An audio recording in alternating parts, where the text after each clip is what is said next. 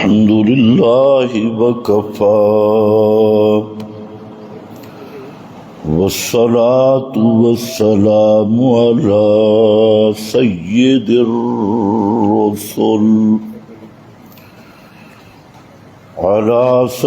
الرسل وخاتم الأنبياء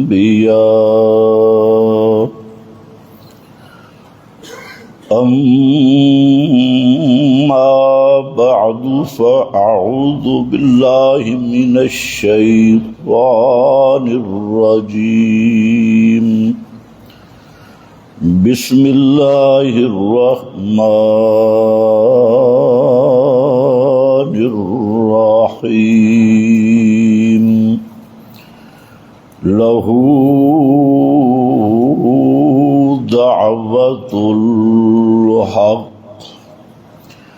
سبحان ربك رب العزة عما يصفون وسلام على المرسلين والحمد لله رب العالمین۔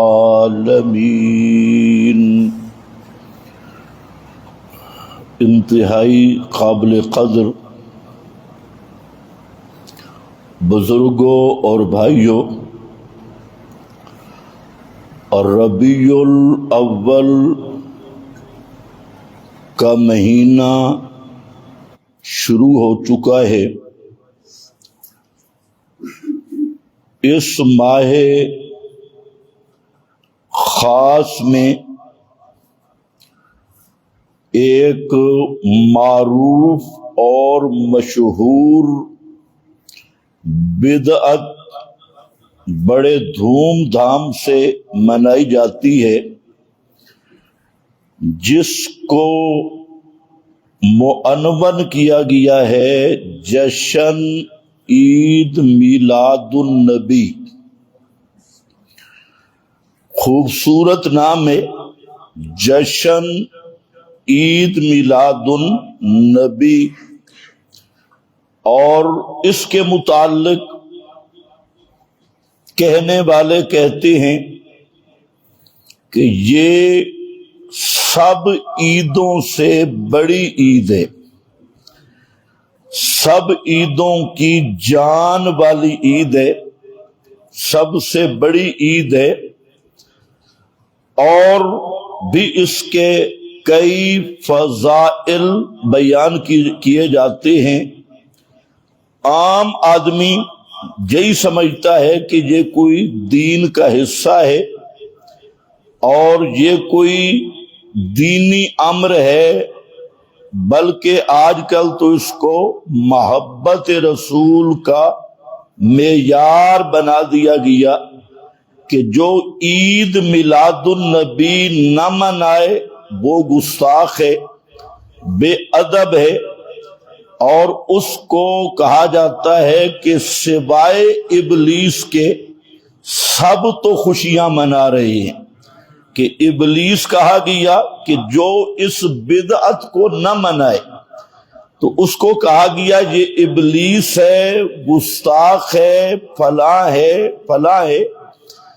تو اس لیے فرض بن جاتا ہے عالم پر اور جاننے والے پر کہ ہر بدعت کی حقیقت کو واضح کرے اور اصل دین کی وضاحت کرے۔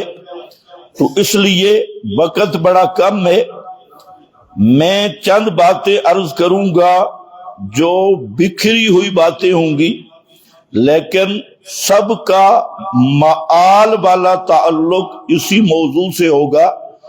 پہلی بات یہ ہے کہ عید میلاد النبی، اس کا پہلا نام محفل میلاد ہے، محفل میلاد۔ پھر اس کا دوسرا نام ہے 12 وفات، 12 وفات۔ محفل میلاد کب شروع ہوئی اور کون اس کا موجد ہے؟ موجد کا معنی ایجاد کرنے والا. کہاں ایجاد ہوئی، کون اس کا موجد ہے؟ یہ یاد رکھو کہ یہ جو میلادی گروپ کے ذمہ دار علماء ہیں، ان کے اکابرین ہیں، ان کی بات میں پیش کروں گا. اور ایک تو رینٹ کے خطیب ہیں اور صرف دھاندلی کرنے والے، ان کو لوگ سمجھتے ہیں. تو اس طبقہ کے ذمہ دار علماء نے یہ تسلیم کیا کہ محفل میلاد 604 ہجری کو ایجاد کی گئی. کب؟ 600 یعنی 7ویں صدی میں. آپ کی ہجرت سے 600 سال بعد اس کو ایجاد کیا گیا. اور یہ ایجاد جو ہے نا، یہ مکہ کی نہیں ہے، مدینہ کی بھی نہیں ہے، یہ ایجاد ہے عراق موصل شہر. اور اس کا موجد وہ شاہ اربل ہے، مظفر شاہ اربل، وہ اس کا موجد ہے. اور 604 ہجری میں اس کی ایجاد ہوئی. اور سب سے پہلی کتاب اس کے جواز پہ جس نے لکھی اس کا نام ہے ابن دہیہ. ابن دہیہ کا پہلا رسالہ ہے جو اس کے جواز پہ لکھا گیا. اور یہ اس کوکری بادشاہ شاہ اربل موصل شہر عراق کا، وہاں سے یہ کام شروع ہوا. اور وہ جو بادشاہ تھا وہ بھی بڑا غیر مقلد قسم کا تھا اور سلف صالحین پہ تبرہ کرنے والا تھا. تو بہرحال یہ چند بنیادیں ذہن میں رکھ لو کہ یہ کب شروع ہوئی. ابو بکر صدیق کے زمانے میں نہیں، فاروق اعظم کے دور میں نہیں، حضرت عثمان کے دور میں نہیں، حضرت علی کے دور میں نہیں، حضرت حسن کے دور میں نہیں، حضرت معاویہ کے دور میں نہیں، خلفاء بنو امیہ کے دور میں نہیں.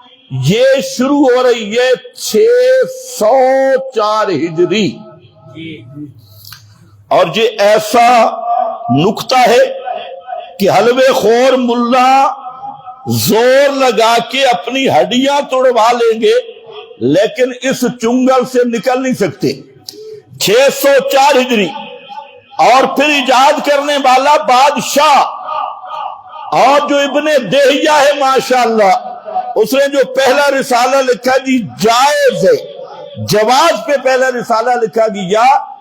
اور پھر اس طبقے کے 200 سے زائد مولوی متفق ہیں اسی بنیاد پہ کہ عید میلاد النبی تو اب بنینا، محفل میلاد کی بات کر رہا ہوں.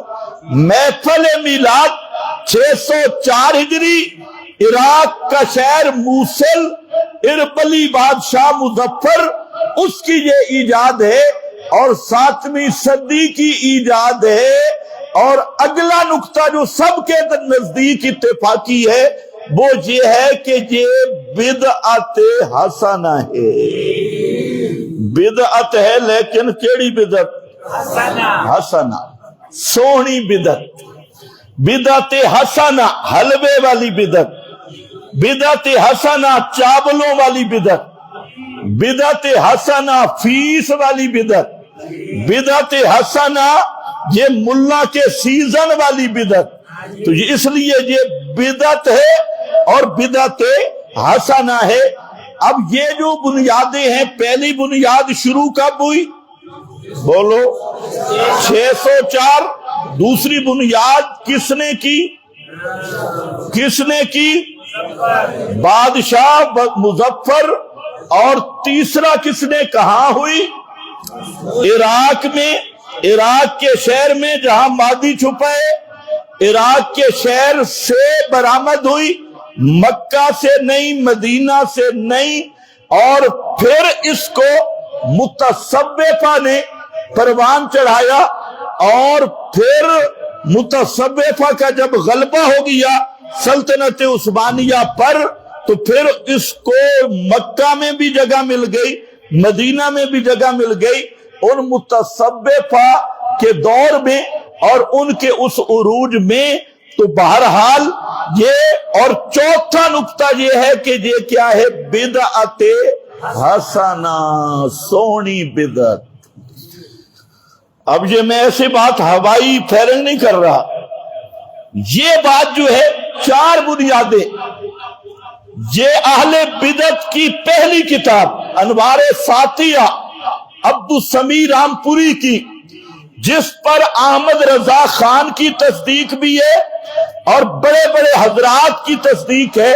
تو مولانا عبدالسمیع رامپوری نے انوار ساتیہ میں یہ چاروں باتیں تسلیم کی۔ 604 ہجری عراق کا شہر موصل اور مظفر، اور پھر کہا کہ یہ بدعت حسنہ ہے، اور 25 کے قریب میلادی مولویوں کی تصدیقیں موجود ہیں، جس میں اعلی حضرت صاحب کی بھی تصدیق موجود ہے عبدالسمیع رامپوری کی اس تحریر پر۔ کتاب میرے پاس ہے۔ دوسرے نمبر پر اس طبقہ کے ذمہ دار عالم جسٹس پیر کرم شاہ الازہری، جو معروف پیر ہیں بھیرا کے پیر کرم شاہ صاحب، ان کی کتاب ضیاء النبی ہے سیرت پر۔ تو ضیاء النبی میں پیر کرم شاہ الازہری نے یہ چاروں حقیقتیں تسلیم کی کہ یہ کب، اس نے صاف لکھا کہ 3 زمانے مشہود لہا بالخیر، وہ 3 زمانے جن کی پیغمبر کریم نے شہادت دی تھی، خیر القرون کرنی ثم الذین یلونہم ثم الذین یلونہم، فرماتی ہیں ان 3 زمانوں میں یہ عمل نہیں تھا، یہ محفل نہیں تھی، ان 3 زمانوں کے بعد شروع ہوئی۔ کہاں سے شروع ہوئی؟ کس نے شروع کی؟ تو کب شروع کی؟ یہ 3 باتیں انہوں نے یہی تسلیم کیا، عراق، مظفر، اور دوسرا کیا ہے 604 ہجری۔ ساتھ لکھا کہ بدعت حسنہ ہے، بدعت حسنہ ہے۔ اب جہاں تک جو مولوی چلتا ہے بالکل صاف لفظ ہے بدعت حسنہ۔ تیسرا، اسی طبقے کا سب سے بڑا شیخ الحدیث، سب سے بڑا مفسر، جو اس میلادی طبقہ میں پہلا شخص ہے جس نے 12 جلدوں میں تفسیر لکھی ہے۔ 12، یہ الگ بات ہے کہ چوری کہاں سے کی، لیکن 12 جلدوں میں تفسیر تبیان القرآن، وہ مولانا غلام رسول سعیدی کراچی کے، اور یہ پہلا آدمی ہے۔ اس سے پہلے تو حاشیے ہیں، اور حاشیے بھی کیسے؟ مما رزقناہم ينفقون، 11ویں ثابت ہو گئی، کل ثابت ہو گئی، مما رزقناہم ينفقون 11ویں کل میلاد، یہ حاشیہ ہے مفتی احمد یار کا۔ اور پہلی، یہ پہلا شخص ہے، اور اس نے تسلیم کیا۔ پھر اس نے شرح مسلم لکھی، اس میں بھی تسلیم کیا۔ پھر اس نے بخاری کی شرح لکھی، اس میں بھی تسلیم کیا کہ یہ چاروں حقیقتیں واقعی صحیح ہیں، کہ محفل میلاد 604 کو شروع ہوئی، عراق سے شروع ہوئی، بادشاہ نے شروع کرائی، اور یہ ہے، اس نے ایک نیا لفظ لکھا، سب سے نیک اور اچھی بدعت۔ سب سے نیک، بولو سب سے نیک۔ آج پتہ لگا بدعت بھی نیک ہوندی ہے۔ ہم نے تو سمجھے صرف ریبنڈ والے نیک ہوتی ہیں، اب پتہ چل گیا بدعت بھی نیک ہے۔ نیک بدعت، اچھی بدعت، چاروں حقیقتیں مانی غلام رسول سعیدی صاحب، بڑے مفسر، بڑے محدث اس طبقہ کے۔ 5ویں شہادت ان کے مفتی احمد یار خان کی، اس نے بھی کہا یہ کیا ہے؟ بدعت حسنہ۔ یہ 5 شہادتیں تو میں نے بالتفصیل دے دی، ورنہ 200 مولویوں نے یہی لکھا۔ اگر کوئی اس کی مزید حوالے تلاش کرنا چاہتا ہے، 3 کتابیں ہیں۔ ایک ہے کہ میلاد الرسول، دوسرا میلاد النبی، اس پہ 2 رسالے ہیں جس میں 20 رسالے جمع کیے گئے ہیں، اور جتنے رسالے، یہ 3 جلدیں ہیں، ان میں 200 سے زائد مقامات پہ یہی 4 حقیقتیں لکھی ہیں۔ خود اسی طبقے نے لکھی ہے کہ یہ عراق سے شروع ہوئی، بادشاہ نے شروع کرائی، بادشاہ بھی بے ایمان قسم کا تھا، بہرحال وہ وہاں 604 ہجری میں شروع ہوئی۔ اور کیا ہے؟ بدعت حسنہ۔ کون سی ہے؟ بدعت حسنہ۔ اب سوال یہ ہے کہ موجودہ جو خطیب ہیں اس طبقہ کے، یہ شروع ہیں جبریل نے میلاد منائی۔ ایک بزرگ شروع تھا، تم کہتے ہو ابو بکر نے نہیں منائی، عمر نے نہیں منائی، عثمان، وہ نہ منائے، میرے رب نے میلاد منائی۔ اب یہ طبقہ ہے کہ انہوں نے قرآن کی تحریف شروع کر، بدعت تو بدعت ہے نا، اور پھر اس پر قرآن کو فٹ کرنا، اور پھر کہنا کہ پیغمبر کا حکم ہے، پھر اس کو محبت رسول کا معیار قرار دینا، پھر اس کو دین اور ایمان کی بنیاد قرار دینا۔ یہ کئی کفریات کا مجموعہ ہے، کئی قرآن کی تحریف، یہ مستقل کفر ہے۔ قرآن کے معنی بدلنا کفر نہیں ہے، پیغمبر کی حدیث میں تحریف کرنا یہ کفر نہیں، پیغمبر کے ذمہ جھوٹی روایتیں لگانا یہ کفر نہیں، یہ 3۔ اور چوتھا، پھر ایسی بدعت کو خود مان کے یہ بدعت ہے، اس کو دین کا معیار قرار دینا، محبت رسول کا معیار قرار دینا، اور پھر یہ شعر پڑھنا کہ سوائے ابلیس کے سب تو خوشیاں منا رہے ہیں۔ تو ابلیس کس کو کہا جا رہا ہے؟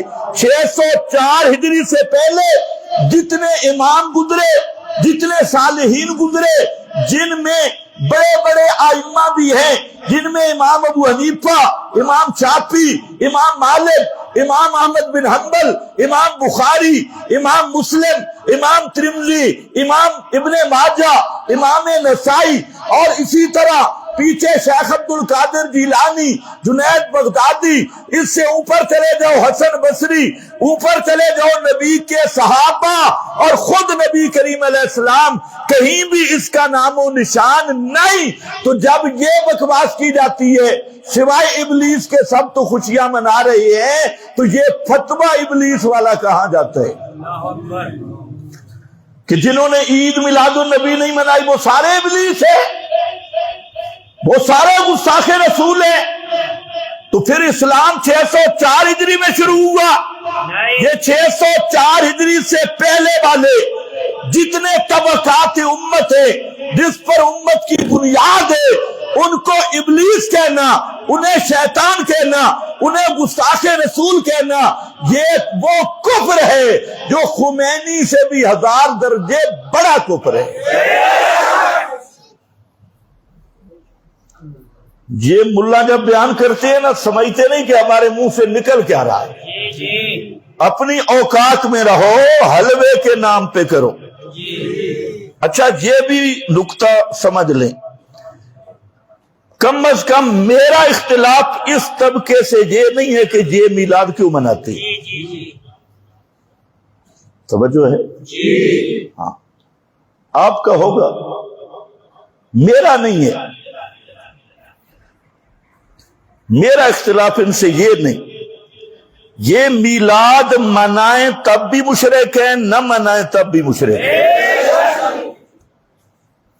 ہم چھوٹے چھوٹے مسئلوں پہ کبھی لڑے ہی نہیں ہیں، کئی مولوی ہوتے ہیں میلاد پہ مناظرہ کرو جی، تو میلاد منانا چھوڑ، ایک بدعت چھوڑ دیں گے تو جنت میں چلے جائیں گے۔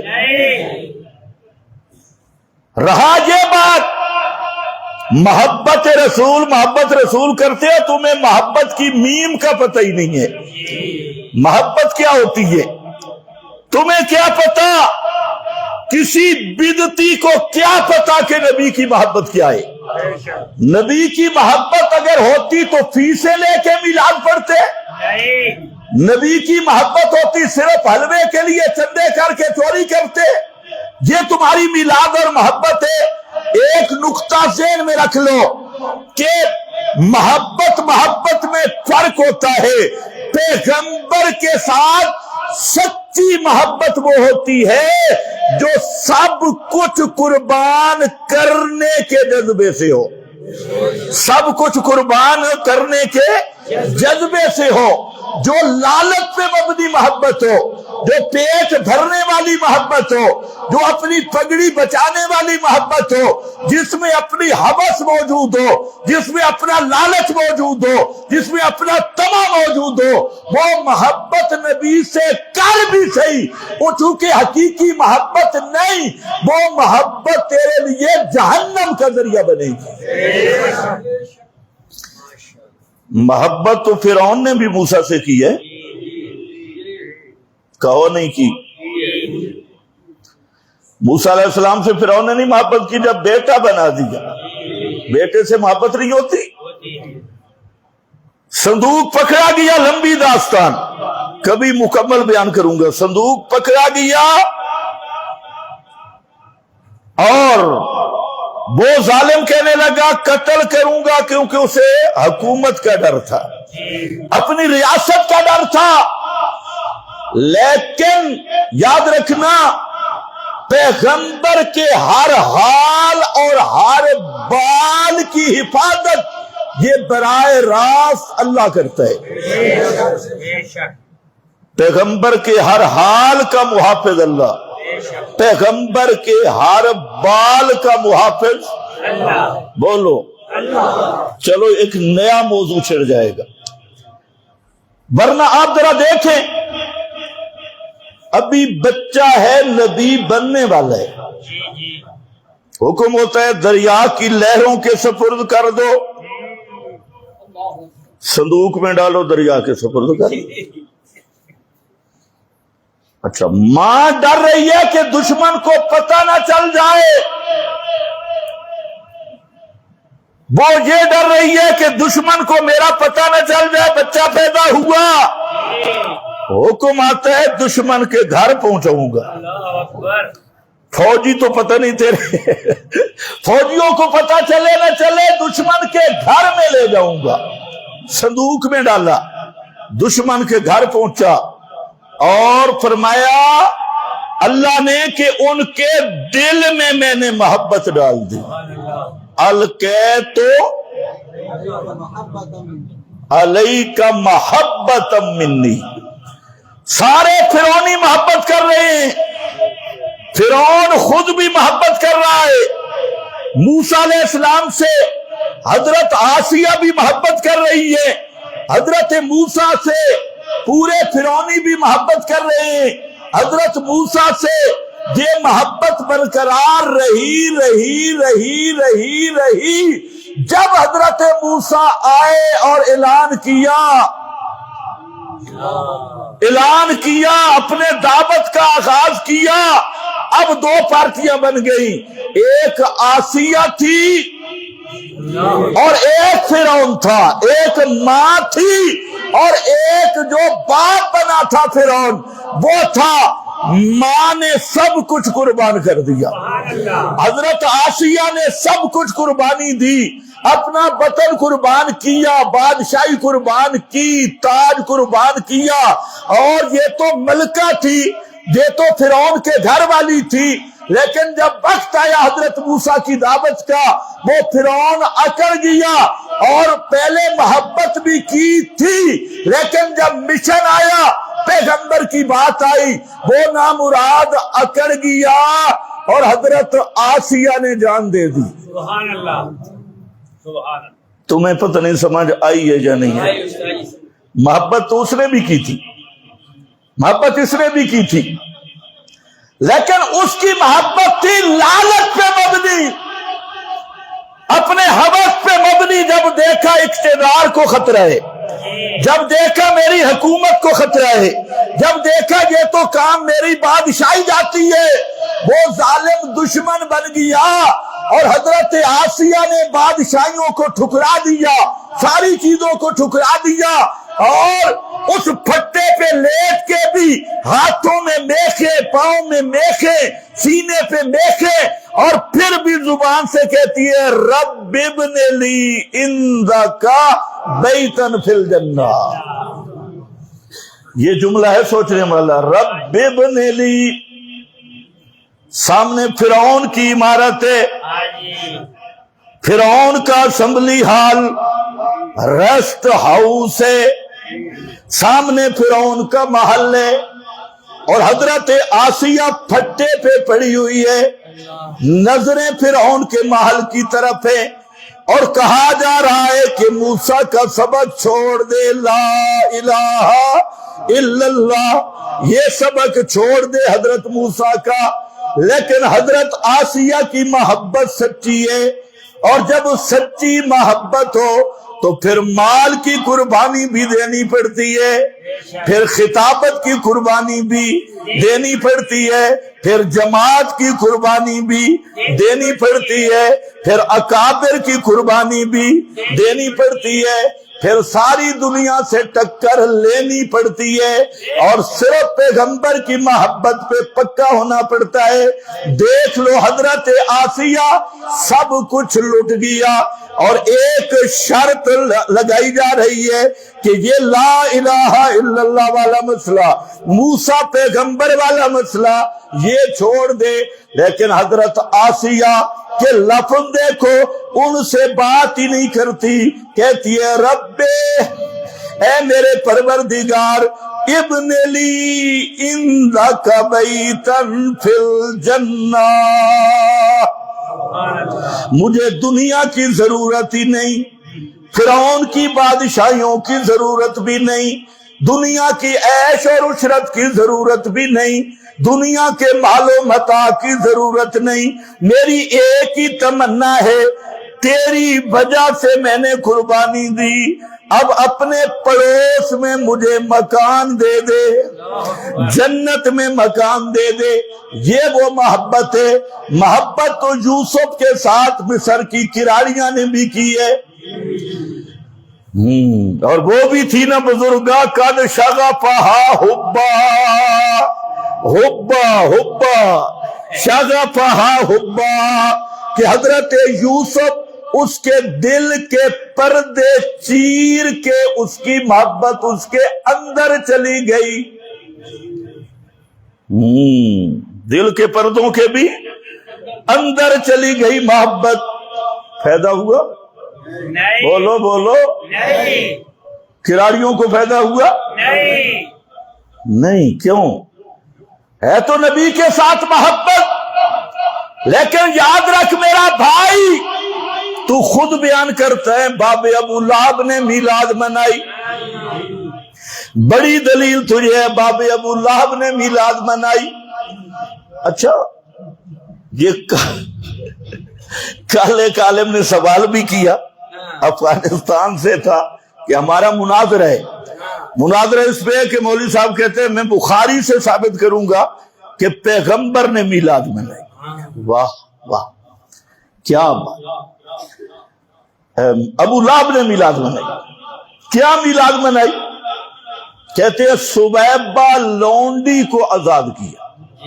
یعنی ان جھوٹوں کا انداز دیکھو، نام بخاری کا لیں گے، اور بخاری میں مسئلہ کیا چل رہا ہے وہ کبھی نہیں بیان کریں گے۔ امام بخاری جہاں پر ایک مسئلہ بیان کر رہے ہیں، دودھ پلانے کا مسئلہ، نبی پاک صلی اللہ علیہ وسلم سے بعض ازواج نے پوچھا، بعض نے درخواست کی کہ فلاں عورت کے ساتھ آپ نکاح کریں تو اچھا ہوگا۔ حضرت ام حبیبہ نے درخواست کی،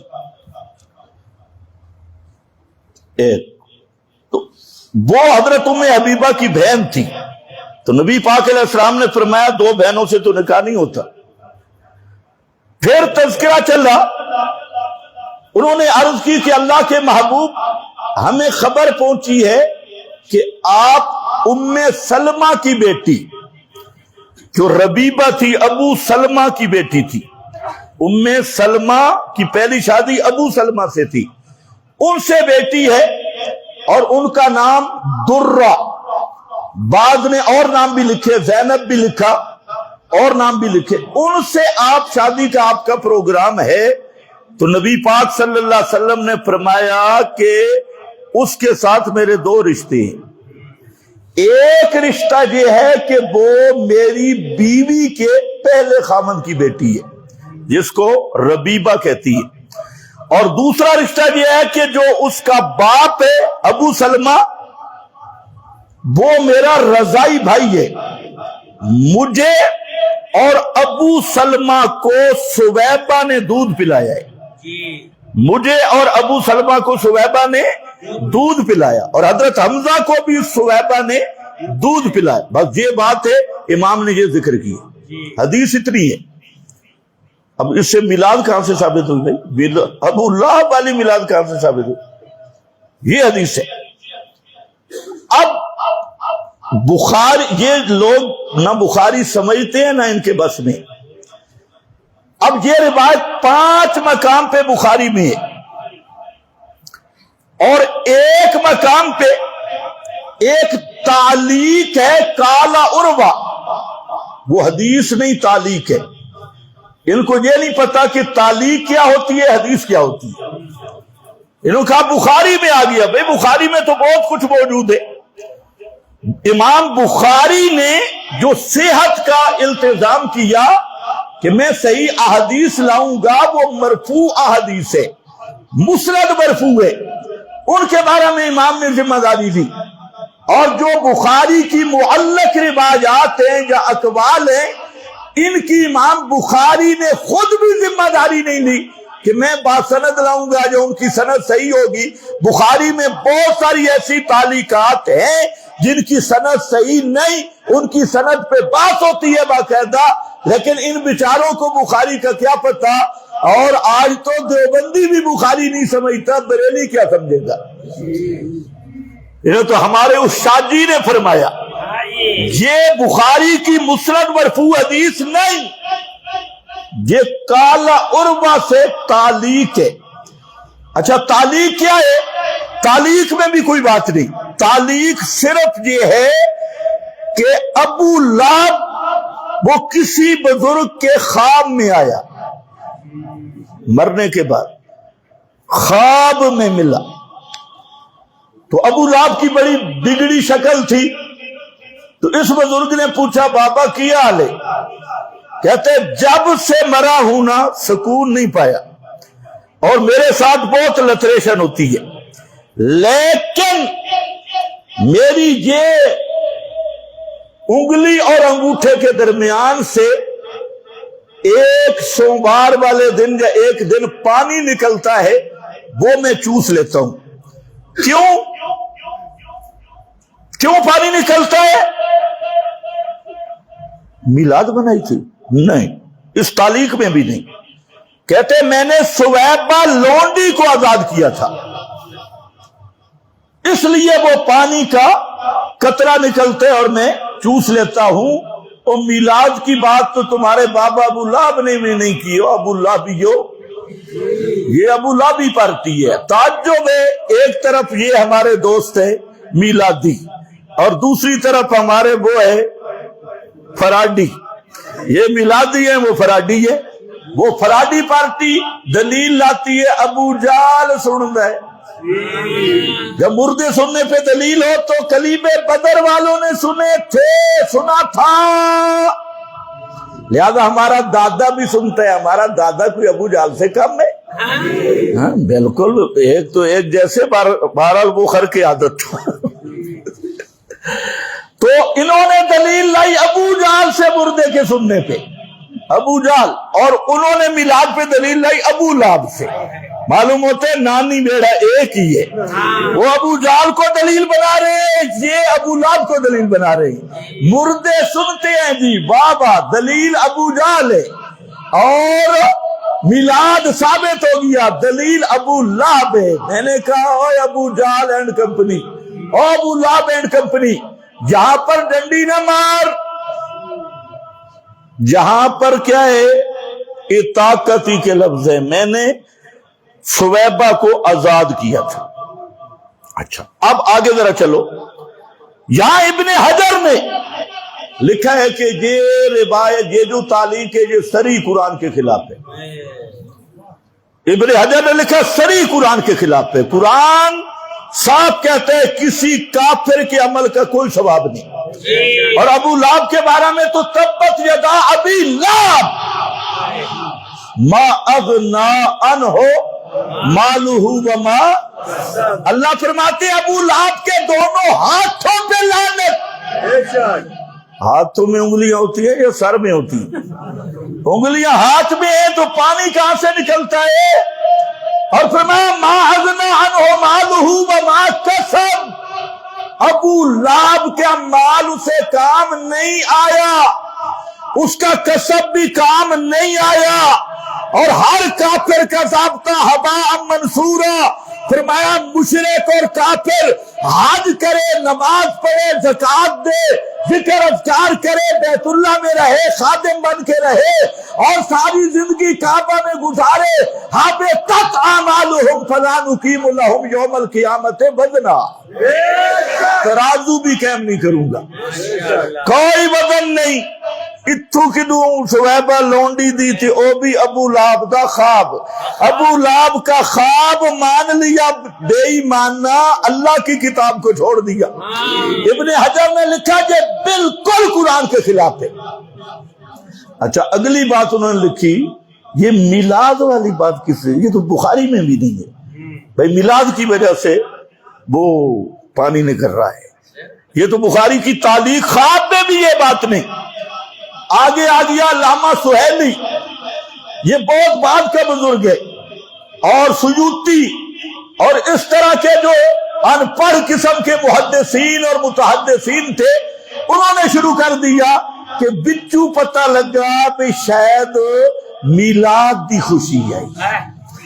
یہ میلاد والی خوشی بخاری میں نہیں, یہ سہیلی سیوطی اور اس قسم کے لوگ جو کچے کچے صوفی ہیں, حاتب اللیل, رات کو لکڑیاں چننے والے, کبھی سانپ کبھی بچھو کبھی کچھ, تو جہاں بڑا اژدہا بھی ساتھ لے آئے اور پھر بھی بنا کچھ بھی نہیں.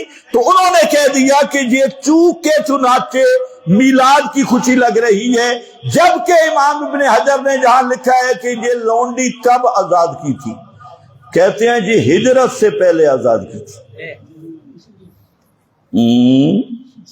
کب آزاد کی تھی؟ ہجرت سے پہلے ابو لہب نے یہ لونڈی آزاد کی. تو میلاد اللہ کسے ختم ہو گیا ہجرت سے پہلے. خیر بہرحال یہ تو اس لیے ذرا سنو, ابو لہب اگر زندگی میں آ جاتا, شہادت دیتا, اس کی شہادت قبول تھی نہیں, کافر کی شہادت قبول ہے. کمال تو ان کی ہے, ملا بھی خواب میں, اور جس کو خواب میں ملا مسلمان وہ بھی اس وقت نہیں تھا, خواب پہ سارا دار و مدار. تو میں نے کہا پھر ابو لہبی بنو نا, کہو ہم ابو لہب کی ذریت ہیں, آؤ تبت یدا ابی لہب میں پھر اپنے آپ کو سنی کہلوانا چھوڑو, اور محمد کریم کی طرف اپنی نسبت مت کرو, پھر کہو کہ ہم ابو لہب کی روحانی اولاد. یہ بڑی دلیل. لیکن بات تو اندر کھڑی ہے. ابو لہب نے میلاد منایا ہے کہاں؟ جہنم میں. واہ, فضائل بیان ہو رہے ہیں. ابو لہب نے میلاد منایا کہاں ہے؟ جہنم میں. واہ. اچھا عوام اتنی سادی ہے, تم اتنے چالاک ہو نا, ہم کہیں بھول بھی جائیں نا تو تمہارے چہرے اوپر ہو جاتا ہے, مولوی کیا کہنا ہے. تو مولوی بھی انسان ہے, بھول نہیں سکتا. ہم سے بھول بھلا کے بھی کوئی بات نکل جائے تم سارے اکثر ناراض ہو, اور یہ لفظ نہیں کہنے تھے, اور کمال اس عوام کی ہے کہ اس کے سامنے میلاد کے فضائل بیان ہو رہے ہیں. مثال بڑی فضیلت والی چیز ہے. جھنڈیاں لاؤ تے جنت لو، نہ نماز نہ روزہ نہ حج نہ زکات کوئی چیز. یہ تو وہابیوں والے کام ہیں. ہم تو عاشق ہیں اور عاشقوں کا کام صرف گلیاں سجانا ہے، اور گلیاں سجا کے ہم کہیں گے کدے ساڈے وال پھیرا پاوا، کدے ساڈے وال پھیرا پاوا بازار میں، اور یہی نعرے لگائیں گے. اور سوائے ابلیس کے سب تو خوشیاں منا رہے ہیں. او میرا دوست نہ دھوکہ کھا نہ دھوکے میں رہے. یہ دین محمد کا ہے. اگر ابو لہب نے میلاد منا بھی لی لیکن ہے کہاں؟ جہنم میں. پھر ابو بکر کہاں ہے؟ میں بتاتا ہوں، جس نے نہیں منائی وہ کہاں ہے، جس نے منا لی وہ کہاں ہے. ابو لہب نے میلاد منائی ہے تو پھر بھی جہنم میں. ابو بکر نے نہیں منائی. ابو بکر فی الجنہ، عمر فی الجنہ، عثمان فی الجنہ، علی فی الجنہ، حسن حسین سیدہ شباب اہل الجنہ.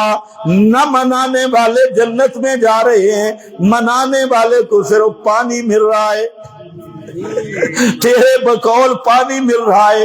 لیکن ہے تو وہ کس میں؟ کسی نے نہیں پوچھا مولوی صاحب یہ کون سی فضیلت بیان ہوئی کہ پہلا میلادی جہنم میں، پچھلا کا کی اعتبار ہے؟ میلاد شروع کرنے والے جہنم میں ہے. پتہ چل گیا یہ جو محبت ہے نا میلاد منانے والی، اور طبی محبتیں، حوث بھری محبتیں، اپنی مرضی کی محبتیں، یہ نجات کا ذریعہ نہیں. پیغمبر کے ساتھ محبت وہ کام آئے گی جو قربانی کے جذبے والی محبت ہو. یہ وہ محبت ہو جو حضرت آسیہ نے محبت کی، یہ وہ محبت ہو جو ابو بکر نے محبت کی، عمر نے محبت کی، عثمان نے محبت کی، علی نے محبت کی، حسن نے محبت کی، اور حسین نے محبت کی، حضرت معاویہ نے محبت کی، مغیرہ بن شعبہ نے محبت کی، عمر بن عاص نے محبت کی. یہ محبت ہے یحببکم اللہ، یحببکم اللہ. اسی پر آتے ہیں لقد رضی اللہ، لقد رضی اللہ. کون ہے لقد رضی اللہ؟ يتبعون النبي الأمي، يتبعون النبي الأمي. یہ لوگ ہیں فرمایا جو میرے نبی امی کے متبع ہیں. یہ وہ لوگ ہیں اولئک حزب اللہ، ہے نا یحببکم اللہ، اولئک ہم الراشدون. یہی لوگ ہیں یحببکم اللہ، یہی اللہ کی جماعت ہے. اور یہی لوگ ہیں جن کو فرمایا رضیت لکم الاسلام دینا، رضیت لکم الاسلام دینا. یہ اگلے جمعے پہ میں بیان کروں گا کہ مدار نجات کیا ہے. وآخر